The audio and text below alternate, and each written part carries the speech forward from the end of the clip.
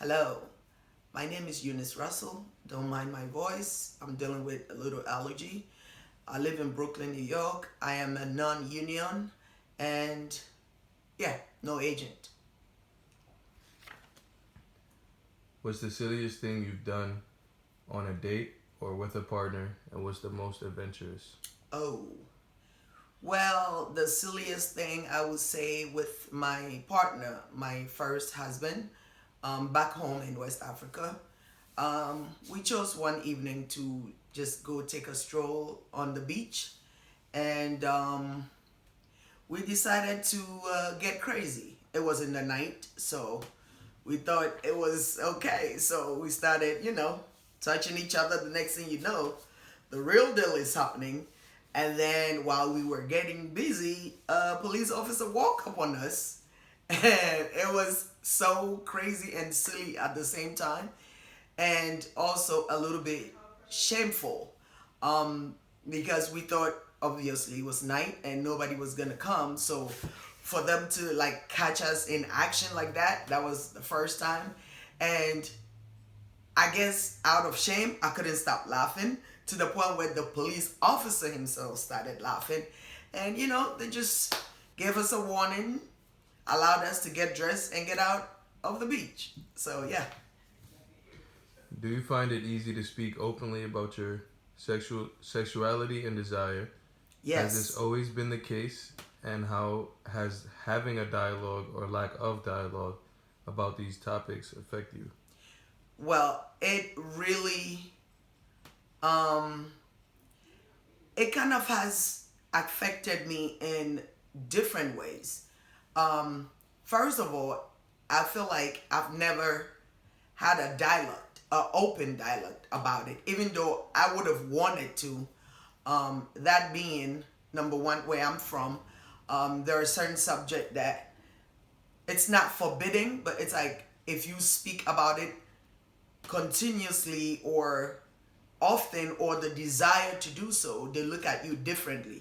Either they will say, oh, you're a prostitute, or you're not a ladylike, stuff like that. But personally, I'm a licensed cosmetology, aka beautician. I love to talk about sexual subject with my clients, which is mainly women. Personally, after my first husband, I remarried, and my second husband, who is American, really felt a way about my openness about my sexuality. I'm very open about it. Like I like to talk about it. I like to talk about stuff that I like, stuff I don't like, stuff that I think we should try. And from the get-go, he told me he's not into like touching and from the woman to the man. But I like both. I like to touch the man, like my man, before anything start. And he really didn't like that. He wants to just please you. And I wanted to do the same, in reverse. So this was something that we were having like constant problems about. For instance, it became a point where it's like sex was completely out of the equation. Or I felt like he thinks that it should be okay with me that whenever he is ready is when we should have sex, which in my opinion is wrong. Now, I feel like in my community, the African community, like I mentioned earlier, a person like me who really is active or like to be active, either you're a how do they call this word?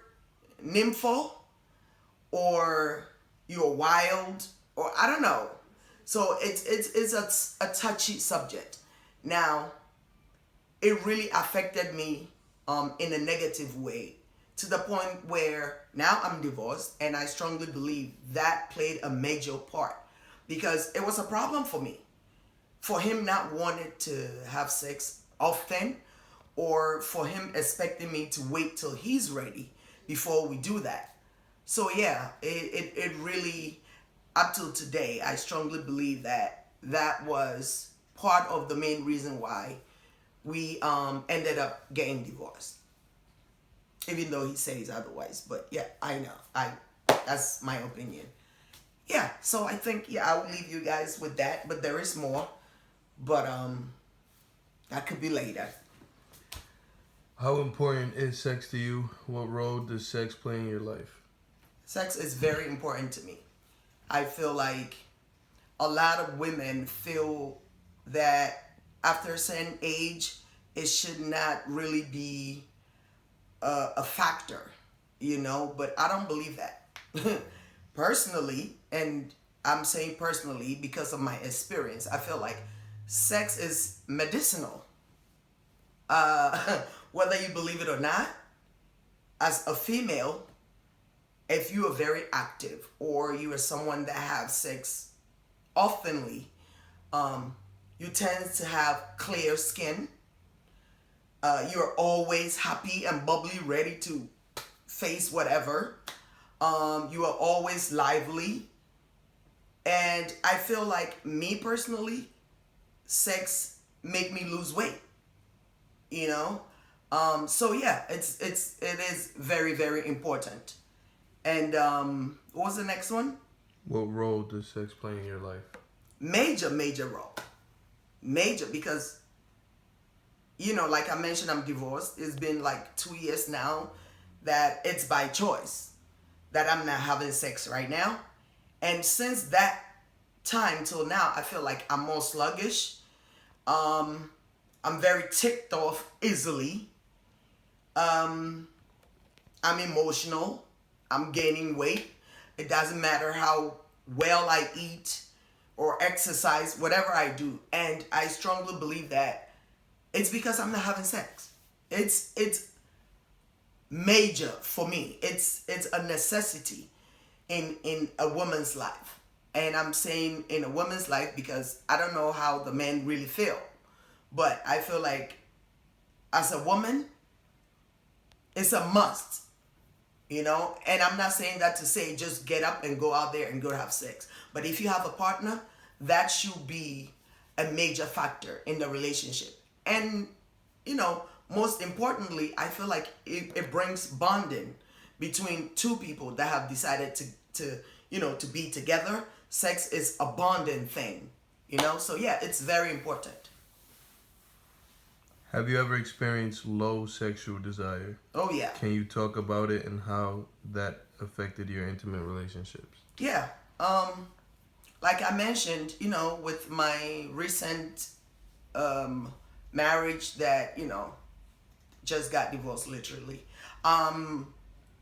It really became a point where I got used to my husband not wanting it all the time, or whenever I want it, it's like, oh, I'm not ready, or I just finished work, I'm too tired, or I have a high sex drive. So sometimes we have sex and we're still laying down, cuddling or talking, and in like an hour or two, I want to have another one. Like, I want a round two. And you'll be like, no, I'm not a machine. You're a nympho. I need to replenish. Like, it's a machine or something. And I always think that was nonsense when he say I need time to replenish. Like, it's a desire. Once the two of us are ready to have it, it should be. And I feel like as my husband, it's not like I'm cheating or you're just a boyfriend. Whenever the need arrives and you are available, it should happen. It doesn't matter how many times. So this continued to the point where I kind of accepted it. So I don't know if it was a withdrawal thing, but it got to a point where I didn't want it. That's where the low sex drive came in. It was at times where we could go like 3 straight months, 4 months without having sex. Was it a problem for me? Hell yeah. I was angry at him. Like he opens his mouth and I'm ready to jump in his throat because I was frustrated. And I knew the reason is because I wasn't having sex. And eventually I kind of programmed myself that that is how it's gonna be. So my body automatically shut down and I wasn't interested for a very long time. And then it's funny because it became like a switch role whereby he will want it to have sex and I don't want it. I'll tell him no. And yeah, so like I mentioned, that is a major reason why now I'm divorced. It was a problem. And yeah, I have definitely experienced low sex drive, like I mentioned. What advice would you give someone struggling with their experiences related to sex and desire? Talk about it. Talk about it with your partner. Invite, if you guys have like a couple that are your friends, make plan dates. Go out specifically to talk about sex because it's very important. It can make a relationship or break a relationship. So if you are having a problem, be it high sex drive or low sex drive, talk about it. Communication is very key in any relationship. I don't care if it's, you know, male and female or female and female or male and male, whatever relationship is, sex is a major part. And if there is any kind of problem in that area, discussions, talking about it, being open about it really helps. Because I feel like if your partner don't know what you're going through or what problems you have in that area, then it will never be fixed. And me personally, without that, I get very frustrated. And that could lead to many things that could have been avoided if you had spoken about it. And, I think you should take it very seriously to the point where if you have to seek professional help, you do that.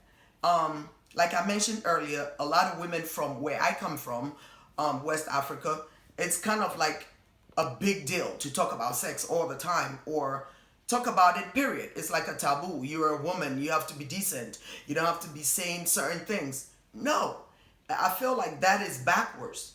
You have to talk about it if you want a fruitful, happy relationship. You have to talk about it because that is like the glue. So yeah, I would strongly advise people to talk about sex in their relationship. It's very important. Now, if you try and you failed, at least you know you tried. But do try. Thank you.